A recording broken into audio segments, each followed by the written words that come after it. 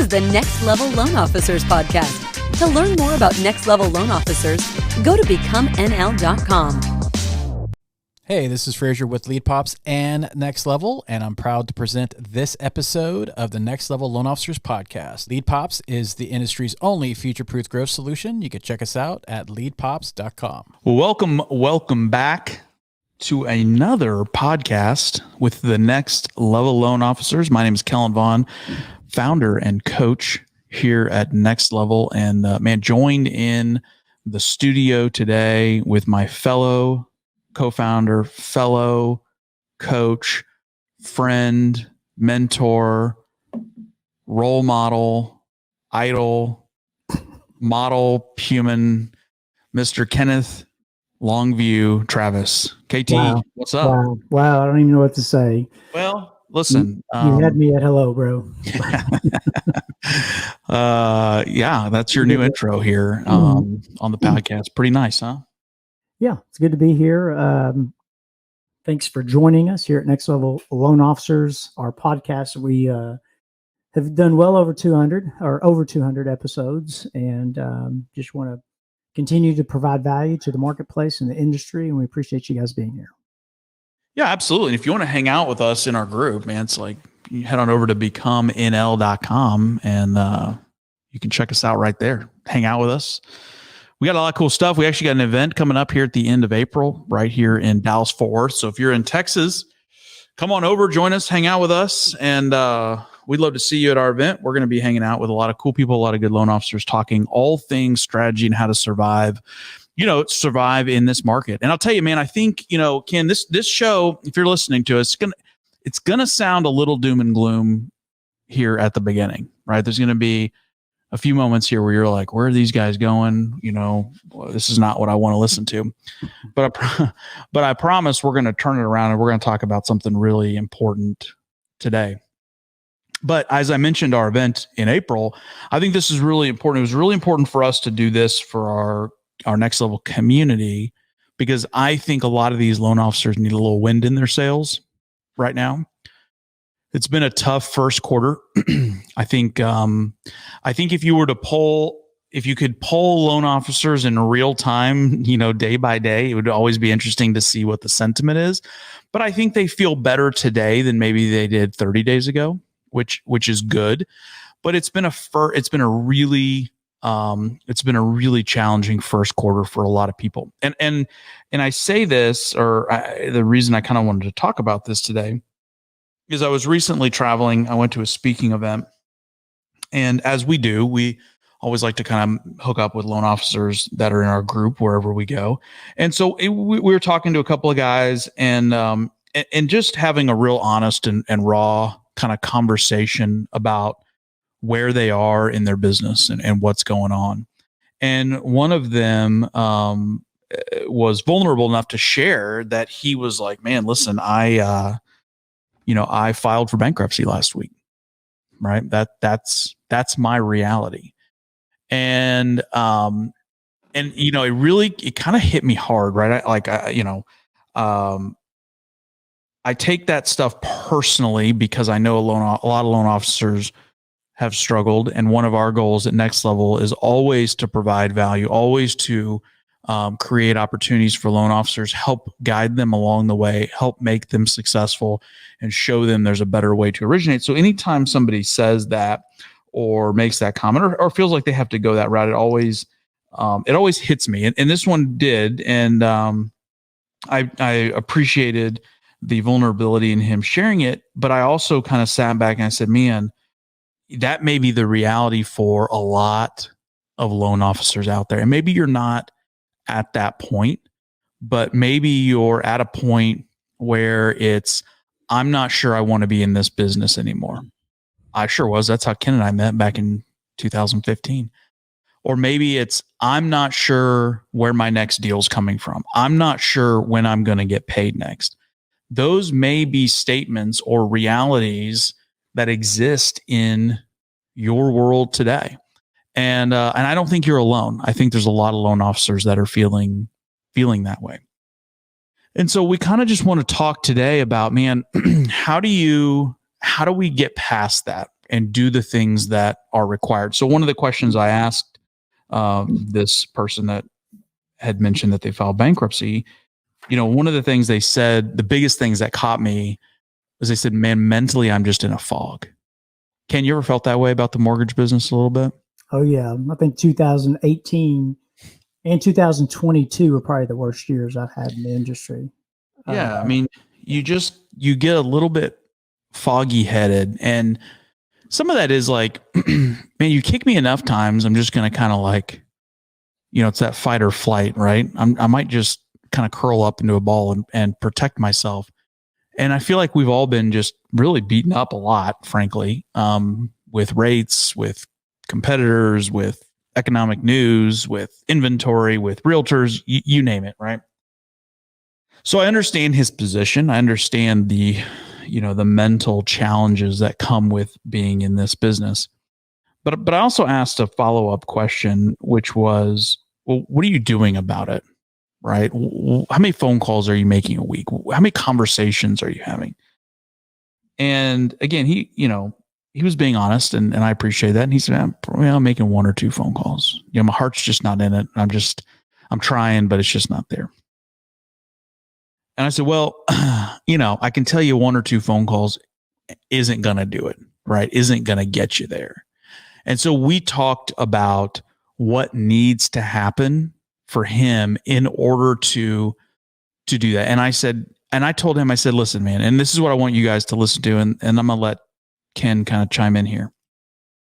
I said, there's pain either way, because he made the comment, I don't want to call realtors. They're jerks. They're not nice. They use other lenders. They this, they that. I get it. But there's pain either way. If you don't make those phone calls, if you don't do what's required, there's pain in not making any money. There's pain in filing bankruptcy. There's pain in not being able to pay your bills. There's pain in looking at your kids and not being able to provide. That's pain. That's real pain. But there's also pain in having to pick up the phone. There's pain in having to show up to work every day. There's pain in having to mentally clear out the fog and do what's required. That's painful. Sometimes making those phone calls isn't fun. Sometimes doing what's required isn't fun. But you have to pick which pain you want to live in. For me, the first one's not an option. Right? I'll plow through a brick wall before I have to go through that. I know, Ken, you're the same way.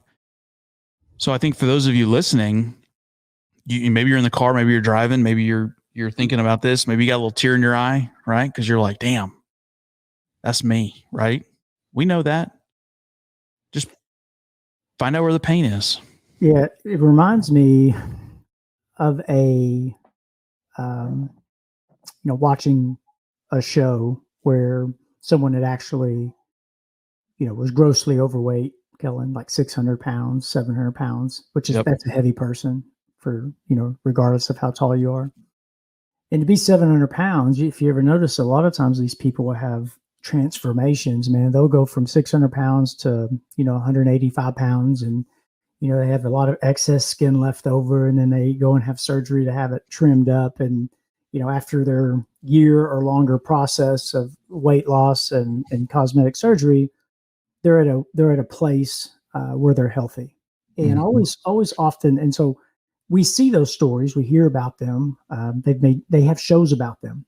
Sure. Types of folks in those situations losing that much weight. And I always think, man, what got that person to move, right? Like what got them to actually execute and to be committed at a higher level? And I like to tell people this: sometimes the pain isn't great enough for you to move, right? I think that those people that have been overweight for so many years, they just get to a place where they're like really hit rock bottom, and then they decide, you know what, I'm tired of living this way, and I'm going to do something different, right? Yep. And they freaking have uber successful results. And so, what that means for us, and I love everything that you said about pain and doing the work and having, doing what's required. But it's, for me, even with the market conditions that we have, to me, we don't necessarily have market condition issues, so to speak. You know what we got? We have a mindset problem, right? Yep. People's Yep. mindsets are wrong. They're still focused on what they don't have, that they're not, giving the gratitude for what they do have. And when you put your mindset in a place of gratitude and appreciation and being thankful for what you do have, puts you in the right mindset to go out there and to get more, right? To have a better outcome. It's going to open your mind to, opportunities and challenges. And so some of you guys that might be, or ladies that may be listening to this podcast, there's such an underserved market in this, in our communities. And what I mean by underserved market is last year and a half to 2 years, it was all about the cash buyer or someone that was pre-approved, was putting a, grossly large amount down. They may possibly have been paying, substantially over asking price, but there's groups of people out there that have been underserved in the marketplace. And now that there's more niche-y type loan products that are more available today than they've ever been, I think that it's a huge opportunity for first-time home buyers, people with little to no money down. They can participate in some of the maybe state-funded grant programs for FHA loans. I know in Texas it's called TSHAC. You got the mortgage credit certificate program. You have bank statement loans. I just closed a bank statement loan that no way I'd have closed that, anywhere else. It was a 70% loan to value, cash out, bank statement loan, right? Yeah, and I think not only do you have, I think you, to your point, that A plus borrower, they bought, right? They did their transaction in the last 2 years. But I think also right now you have the time to work on some of those files, right? We have the bandwidth where, some of those more complex files that came across your desk, you just didn't always have the bandwidth to really dig in and find a way to make it work. And now you do, right? When you've got more time. And so I think you're right. I think, more of those opportunities will present themselves and you should have more capacity to go work those deals. Yeah. And, there's so much out there for us to be able to present to our local market. It's just about doing it, right? It's just about implementing it. It's just taking mass implementation, saying to yourself, man, I'm going to start and I'm going to do it and I'm going to do whatever is required to make it happen. I have a high level of commitment, and I always like to reference, my level of commitment is moving a mountain with a shovel. That's how committed I am in most things that I do. And you're going to have a high result. But if you know that there's underserved markets out there, educate yourself as an originator to figure out what loan programs that you don't know about and really develop a high level of professionalism and education, right? So the one-time close is a big thing right now. The VA one-time close, these are products I can offer, and that includes the purchase of the lot, right? That's never been around before. How huge would that be for my real estate agents on a local level who have either lots of, maybe a subdivision that they listed, or they have land that they're trying to sell, helps them push their product because they can then promote, my one-time close. But it's such a crucial time to have more conversations, right? Whether you're educating. I did a lunch and learn last week. I'm doing one every single month. They're scheduled out for the entire year. And guess what? I've gotten two loan applications since that meeting. It hasn't even been a week, Kellen. Yep. Hasn't even been a week. And one of them, without question, was approved. The other one just came in today, actually. And it was just it literally was just a quick lunch and learn. I mean, it was an hour and a half long. The class was an hour. It's just a no-brainer. It was so simple to put together. Doesn't take a lot of time, energy, and effort. It was just really simple to do. But that's just one example of many things that you can do. They're networking and building connections, having conversations with everybody that you run into. Hey, do you own a home? What's like the number one thing I've been hearing is, well, I'm gonna wait for rates to come down. Well, that's a mistake. Yep. Well, why would you wait? Well, I'm gonna wait for rates to come down. Well, let me explain something to you. Rates always come down, and more than likely they're going to come down again in the next 8 to 12 months anyway. But you know what? Home values are holding and or going up depending on where you live, right? Nothing's going down. Nothing's going to get less expensive. So the sooner you can start making house payments to build equity into a home, people always ask me, Kellen, like, hey, KT, when's the best time to buy? I say 5 years ago, because it's true. Yep. 5 years ago is the absolute best time to purchase a home. Would you agree? Yep. It was. And so I think that, you don't often see real estate go backwards, right? You may, like, we've seen it. I've seen it in 2008. I've seen a little bit of it, but not, this is different, man. This is a different vibe. A lot of people think, well, I'm gonna wait for rates to come down and then home prices are going to come down. Home prices are going to hold, right? And we always have the opportunity to educate our people and say, listen, when rates come back, you can refinance. Okay. But there's just so many things. I mean, from social media to database management to networking to understanding your consumer, and then, niching out some things and educating people. I think that's where it's at right now. I've had a lot of success doing all these things I just mentioned. And, and I know I'm not like everyone, right? Like I'm not the average loan officer out there. I do perform and produce at a higher level, maybe, but I didn't always, right? I had to develop those skills, and I had to get to a place of confidence and feeling, good about the things I was, learning to educate the consumers. For a long time, even when I was new to the business, man, I'm brand new to the business. Sure. Well, at the time, I didn't know. I still knew 98% more than, or I knew 100% more than 98% of the consumers, right? Because it's not their reality. It's not what they do. Yep. And so I just think that a lot of loan officers are waiting to be ready instead of just like have the mentality of like, instead of ready, aim, fire, how about fire, aim, ready? Right. Just go, just go, and start doing these things and managing your time and owning your day and really, figuring out what days of the week you're going to do what, and be very committed to it, hold yourself accountable. So. Sure. I think you're right, man. I think, I think there's a lot to be said for doing that. And I think, you just nailed it, right. And gave, just some great thoughts on where opportunities lie and what has to be done in order to take advantage of those opportunities. So I think, we talked with, the gentleman that we were shooting. I said, you got to be making 5 calls a day, minimum. Right. Well, he said, well, I think I'm going to reach out to, divorce attorneys or financial planners. And I said, dude, that's great. But fish where the fish are. Go for the realtors, right? Make 5 phone calls, 5 a day. You get 8 hours to make 5 phone calls. I promise you. I promise anybody listening on this call. This is the Kellen Vaughn guarantee. Ken will pay it out if it doesn't come true, right? Yeah. 5 phone calls a day. If you did that for a month, so that's 25 phone calls a week to agents. If you did 100 phone calls in a month to realtor partners, referral partners, past clients, old listing agents that you never talked to, I promise you come up with some deals. I promise you. It'd be impossible not to. I called, so I do this. Like, listen, we're in the trenches, practice what we teach, right, KT? Yep. I did this exact same thing. In fact, I went deep on my list and I went into some of the territory. Everybody's got that list of agents that are kind of the no-no zone, right? It's like, maybe we had a bad experience. Maybe they just don't like me that much. Maybe they sent me one deal, didn't send me another one. Just kind of like those that you're like a little nervous to call, right? I don't know how they're going to react, right? Ken, you know what I'm talking about. Your list is a mile long, right? Oh man, that's all of them almost.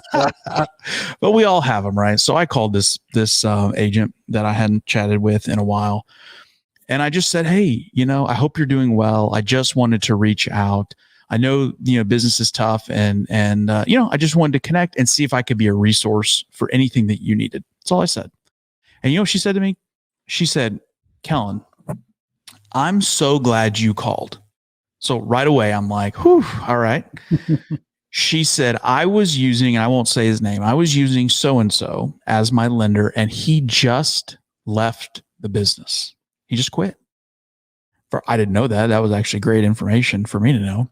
He just left the business, and I don't have a lender, and I've got a client. No kidding. Wow.